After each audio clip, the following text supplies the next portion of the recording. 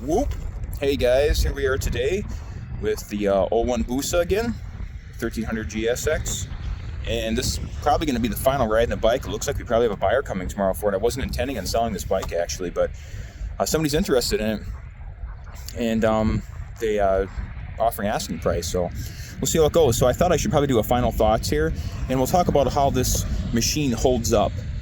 This is the 01, so this video will relate to the Gen 1 Busa, not the newer stuff, but we're gonna talk how this holds up. And this is the OG fastest superbike, right? This is the OG beast. So we'll see how it holds up, like, you know, like 20 some years later. Let's talk about it.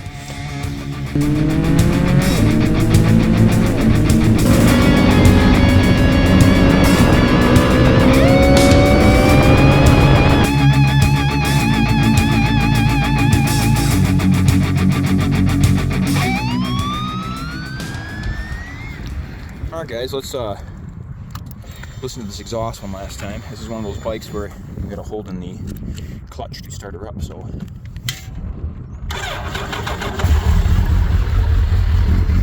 Real throaty exhaust with the Yoshimura here. It's been warmed up a little bit, so we'll give her a little crank.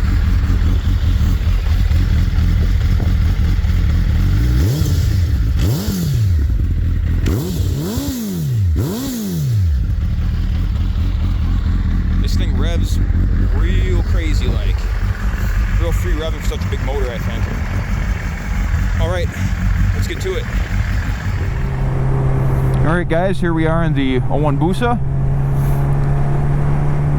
Hitting some fresh pavement up here, and let's talk about how this bike holds up. This is early March here, so the pavement is not very warm yet. You can see there's still probably a little bit of what looks like a little bit of salt here, or just salt remnants, I guess you could say. And so we aren't going to be hitting it too hard. But first thing we should probably mention here is the way it corners, right? So it corners kind of goofy. It's right now I've got about 32 pounds in the front tire and about 31.5 in the rear, which is a bit low. A lot of people like to ride their Busas like 34, 35, I've heard, for a lot of air pressure. I've tried it that way, and on these tires, at least, it seems real sketch. I'll have to look and see what exactly tires are on this. I actually forget right now. I'll go look when I get back and put it in the comments, or put it as a pop-up here in the video. Oh, man. The power on this thing is just absolutely unbelievable. And it creeps up on you too, but that's for later. So yeah, the corner on this, it's not like a modern sport bike. It's probably because I'm not sure if it's a function of the wheelbase exactly, and maybe it's probably a combination of things. It's probably a combination of the weight, the wheelbase. I'm gonna be careful here because sometimes okay, it's not bad. Sometimes there's some trash there from that corner, from the adjoining road, I mean. But boys, the power is just, oh my goodness, just unbelievable. The torque and the power of this thing. I'm interrupting my points here. There's it's so nuts. It feels really good though. Such a smooth bike. I personally think the cornering doesn't really hold up to modern sport bike standards, and I know maybe I'm gonna get hate for this, but I mean the bike's. It wasn't really meant for that in the first place, so we're kind of judging it against something that it was not meant to be compared to. This is actually meant as a sport tour, as a long distance bike, and they claim the byproduct was, you know, it's super fast on drags because of the big motor, and it's supposed to be able to put down big miles reliably, and then the byproduct was it was a beast. Well, I think maybe it's a little bit of a sleight of hand there. I mean, they may have meant this to be the beast that it is as well, which is perfectly fine. It is a beast, you know. And the suspension's quite comfortable, I think, even for today. When you go over those big bumps and stuff, it's not like a rock hard suspension. So that's a bit of a trade-off. That's probably part of the cornering, why the cornering isn't quite as sharp as like an R1 or something like that, but which you know, we've seen on the channel here. That's an incredibly sharp cornering bike. It's just super fun in the twisties, more power than you'd ever need, right? This is not that. It's different, and that's fine. I'm not saying this you shouldn't buy this bike. I'm just we're talking about, does it hold up? And it's the OG straight line beast, you know, cruiser sport tour beast. The suspension's quite good.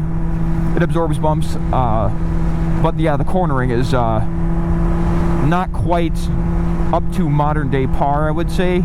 Even with like the ZX14 that I've got, that corner is better than this, at least in my opinion now. Maybe with a different set of tires, it might improve this a bit. That's very well possible, and I was intending on doing that this year, but I have a guy coming to look at it that was interested. This bike isn't even listed for sale, and there was somebody who was interested in it that I was talking to about it.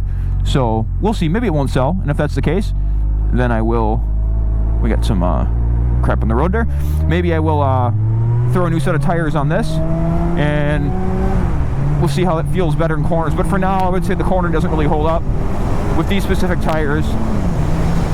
But I don't think the tires are going to completely change the way the characteristics of how it holds, not just holds a line, but just kind of the bounciness of suspension in the corner and things like that.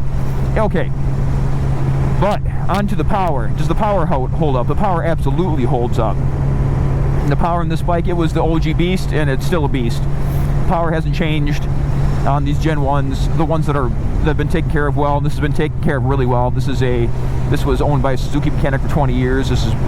Yeah, the miles are a little high. It's like 30-some thousand, but you would never be able to tell by looking at it or by riding it. It's just absolutely excellent motorcycle. And the power on this, let me take a left up here, we'll check it out. And looks like we're cleared for takeoff.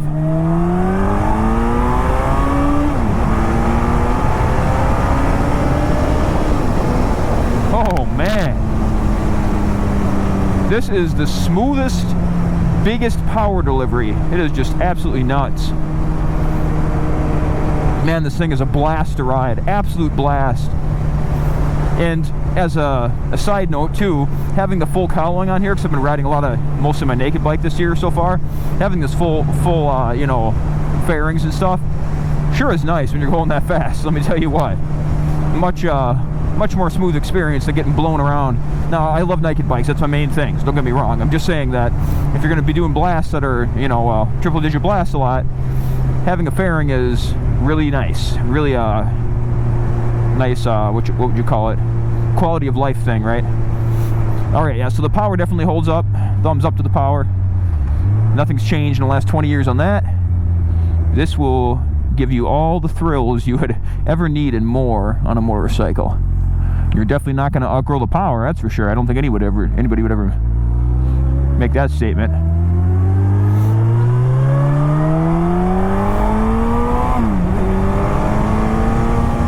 Man, oh man, that's just second gear too. Not even at 7,000 RPM. Yeah. So, I had some comments too about why don't I use all the gears in this in my other videos and stuff.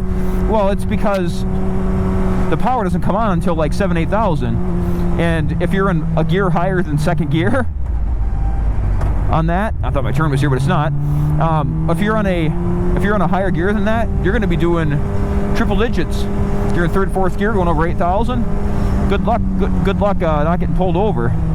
Because, and this thing is also, maybe people probably didn't realize, I don't know if they heard it in the video, but this has been, the teeth on the sprockets here have been changed by the previous owner. So he geared it even taller because he was driving to work and he was using it as a commuter and he wanted to conserve more gas. So the gears are even taller on this than on a normal Busa. Oh! Yeah, okay. Maybe selling this is a good thing for me. You can get up to those speeds and you don't even notice it. You don't even think about it. It's like you go that fast and it's such a smooth motorcycle between the suspension and the fairing and everything that you don't even realize you're doing that kind of speed. You're just doing it all of a sudden, right? You're just doing triple digits, you know, and you don't even realize you're doing it because of how smooth the bike is. So Next thing we're gonna talk about here is the braking. We're coming up to a corner up here, and it's pretty windy today, so I am getting blown around a little bit. If you notice, the it's quite a large motorcycle, and it's got the full fairing and everything. So side effect of that is catches wind, right? Okay, so the brakes on this, some people were saying also in the comments that the brakes are this is a real trashy corner usually. Oh, today it's quite good. Usually this corner is a real slot mess from all the gravel there. So yeah, they were saying there's a lot of these Busas, Gen 1s have brake problems. This one does not. This thing stops absolutely amazingly. It just hauls itself down without a fuss at all. There's no pulsing, no goofiness. Brake feels good. Yeah, they're 20-year-old brakes. I mean, the tech is, it's not like the modern Brembo stuff going on, but it doesn't seem to matter. I don't mind. It works really good. Like when I came around the corner there and there's that side blast of wind, you do get pushed around more on this bike, at least from what I've noticed, than on like bikes with maybe a smaller profile. Just, but it's fine. It's just really windy today, so I could be tripping. It's just really windy, but all right. So yeah, brakes hold up. A+ on the brakes. Power on the brakes hold up really well. Nothing's changed over the years, at least on this model, and I mean, at least on this specific bike, there's no front brake problem. Maybe the previous owner might have had that sorted, because some people said there was problems with these, but I've personally not experienced that, so I can't speak to that. And also, just as a little caveat here, that we're talking about the Gen 1 Busa.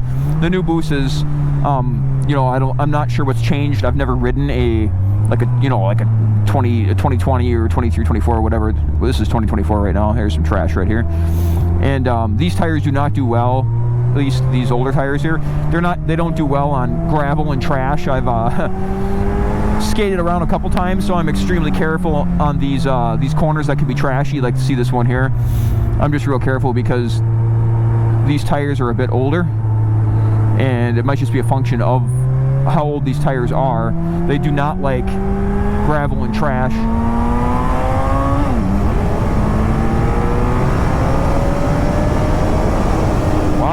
Wow, you guys. This thing that was just second gear. Unbelievable stuff. This thing is unbelievable. All right. So next up, we'll talk about the Ergos here. How do the Ergos hold up? Okay, well, it's not a full sport bike, right? Because the clip-ons are above the triple tree here. They're not below, right? I think I'm using the right terminology here. So you're up a little higher, whereas like on the R1, the bars, the clip-ons are down here, like underneath, right? So you're down here.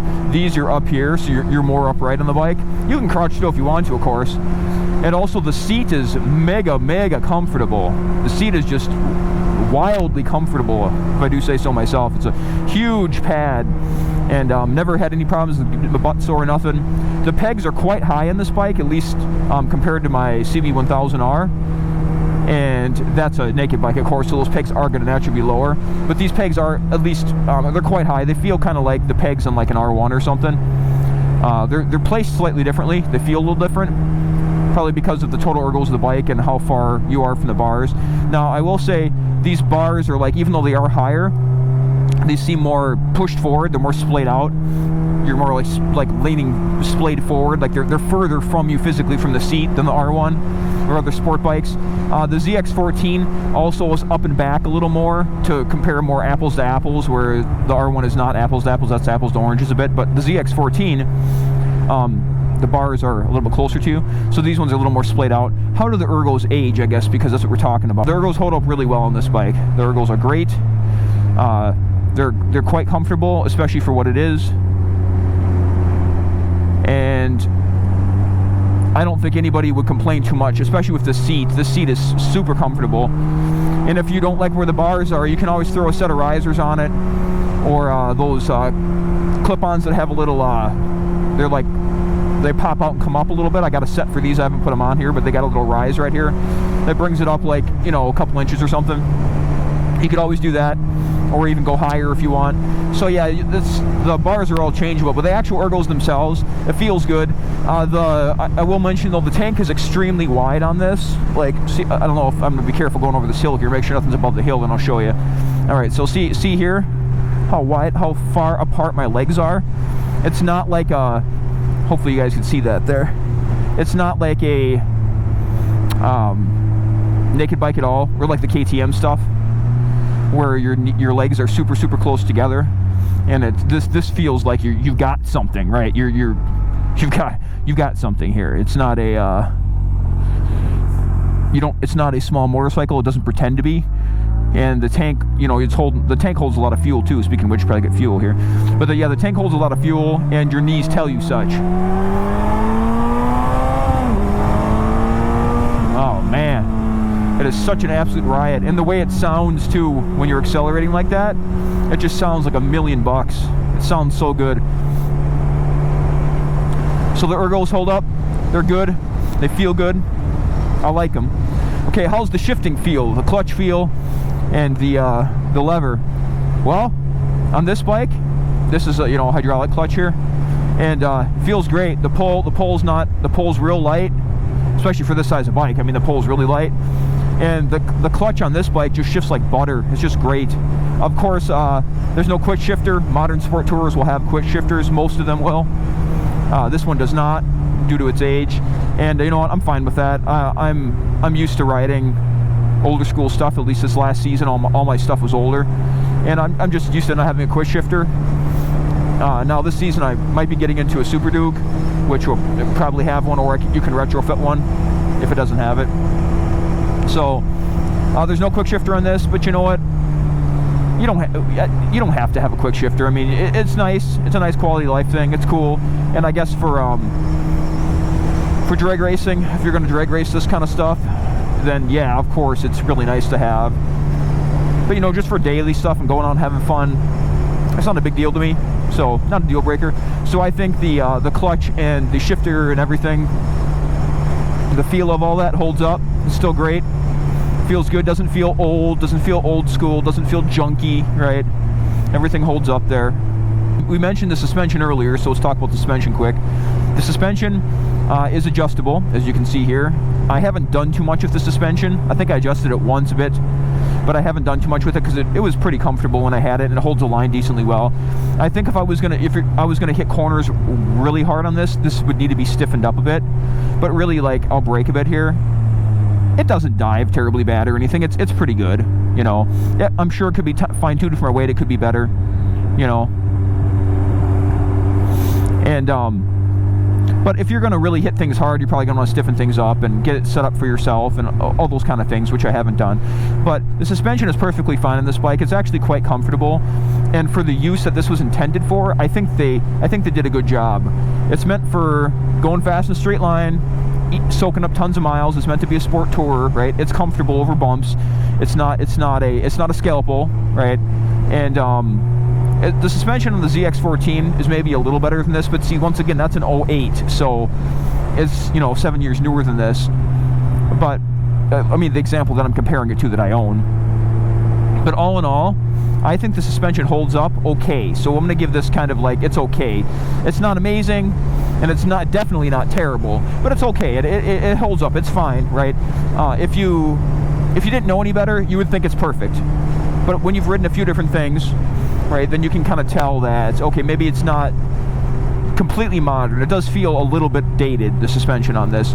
Now, all that being said, that doesn't mean you can't do modifications to this to kind of bring it up into the modern world. I'm sure there's some things you could do to bring this up into the modern world, and to get things to where you want them to be. There probably is. I haven't looked into it, but perfectly fine, especially at the prices you can get these bikes at now. You can probably pick one of these up for 5 or 6, a Gen 1 with some miles on it.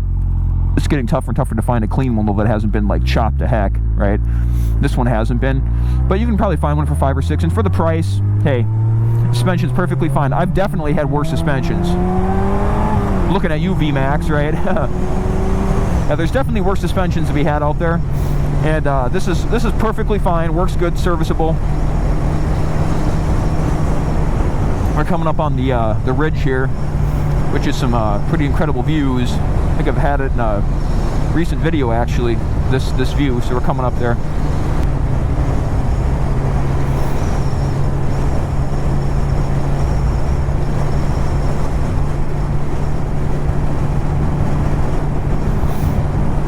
And how do the gauges hold up for today? Well, the gauges look old school, right? But hey, you know, I actually like that.